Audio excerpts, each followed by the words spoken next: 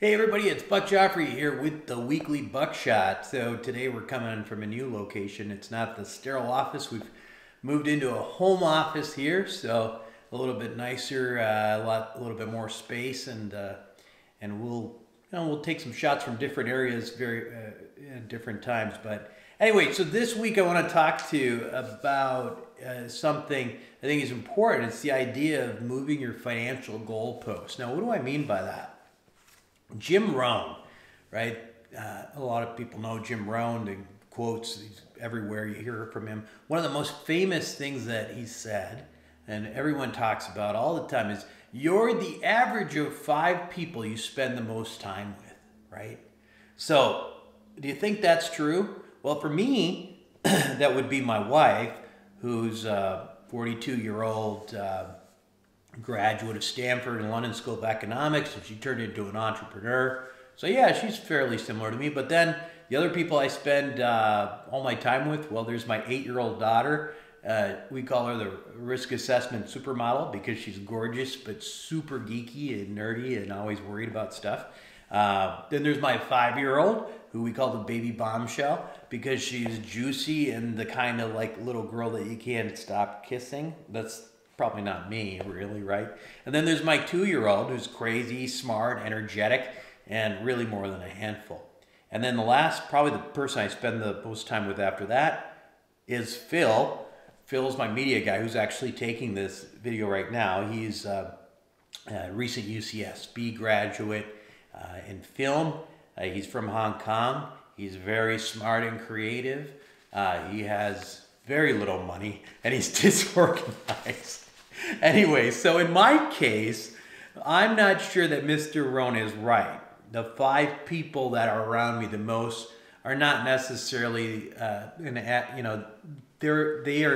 not really a product of that average. But that said, I do understand the spirit and the meaning of those words, and I think it's really important. So let me give you an example of how this actually works. So I went to prep school in Minneapolis, and the place that I went to, everyone was expected to go to college. Everyone was expected to, and everyone did go to college. I remember the last day of AP English in my senior year of high school, looking around and looking at my classmates, and there was 10 of us there. And I remember looking to my left, and there was 2 going to Yale, and there was 1 from going to Stanford. There was one going to Harvard, and a couple going to Amherst College, and I was going to Columbia. So, fancy pants schools, and just out of those 10 kids, we had all these super high achieving colleges, and that was only out of 120 kids or so in the entire class of 1992, which was my high school graduating class. But was that because we were prep school kids and that made us necessarily smarter than the kids in the public schools and surrounding areas? No, that's obviously not the case, But what's different about us is our expectations and our whole framework and where we saw ourselves in that.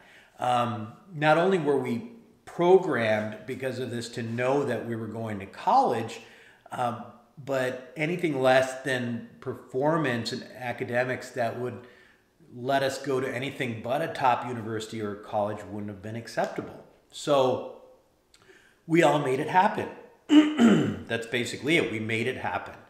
And when it happened, we weren't surprised by our success. Of course, the infrastructure that we had around us with that school definitely helped. For example, the school had this great reputation for sending kids to fancy schools. So when the fancy schools were seeing applications from our school, it would be more likely to take us. But again, this really all relates back to that whole idea of the Jim Rohn initial statement, because you're the average of the 5 people you spend the most time with. And that has a lot of these sort of subtle implications. Getting the benefits of what those 5 people are like, what, the advantages, the mental space that they're in. These are all very, very subtle things that go along with that.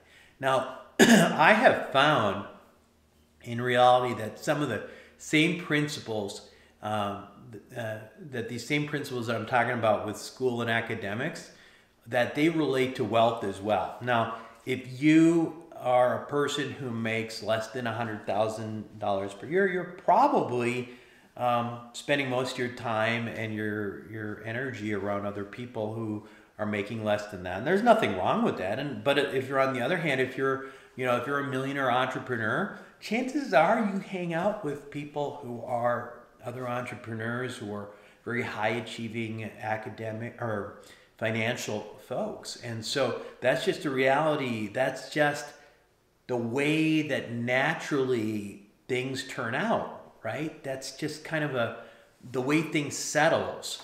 But the real question is not what happens by itself, but whether or not you can manipulate yourself into believing that you belong with a group of people or in a situation that when you look at your own reality today really doesn't fit. That really, when you look at yourself today, might make you feel like, that's kind of out of my league. Can you force yourself into that situation where you can become the person that you want to be? And I believe the answer is actually yes. So let's go back to the example of my prep school again. So just as an example, my parents actually, they didn't force me to go there. They didn't make me go there. I actually wanted to go there because I was in 5th grade or 6th grade, and my neighbor, who was like my best friend, was going there. And the funny thing is, the reason that I really wanted to go to that school is because he used to talk about how lunch was really good and that you could eat as much lunch as you want. And that was why I ended up at this school. And when I got there, I just got sucked up in everything else that was in this entire ecosystem. And the next thing you know, I was looking at fancy schools. I don't know that I would have even thought about any of that if I wasn't in that situation. Anyway, so how do you fake it till you make it? How do you do that? How do you manufacture effectively your own success? I think it's possible. I think where you have to start is that you simply have to start acting the part. A lot of people talk about vision boards and other activities that they do to mentally kind of get themselves in the space that they wish they were. And I think there's something to that, because if you're constantly around visual and audio cues that suggest a certain state of being, you'll eventually become that state of being. And again, that doesn't mean, just visual boards, but literally like putting it yourself in the space. If you're listening to a lot of podcasts or watching a lot of videos where people are talking about, making certain amounts of money or, being successful in business, that's all part of it. You don't need a vision board. You just have to put yourself in the spaces, go into a lot of meetings and seminars and things like that where there's a lot of successful people. It's all the same. So, remember when you're a kid and $20 seemed like a lot of money, and then you were a college kid and then $100 seemed like a bunch of money.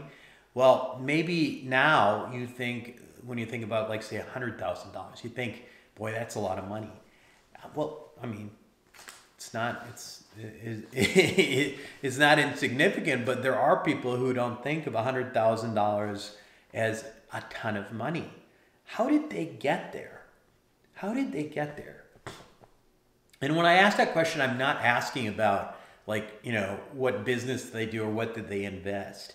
What I'm asking is, how did they get their mindsets to believe that to be their own reality? That's a much more complex question. And I would argue for that most people that fit that bill, that look at $100,000 and don't think of it as that much money, the mindset came first. In other words, they had a mindset that wasn't that much money, and then that became their reality.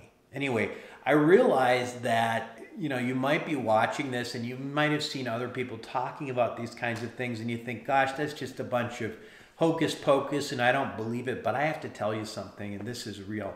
You are looking at living proof that you can literally move your own financial goalposts literally just through changing your mindset. And I bet you can do it too. Anyway, that's it for me this week on Buck Joffrey's weekly Buckshot. Hope you enjoyed it.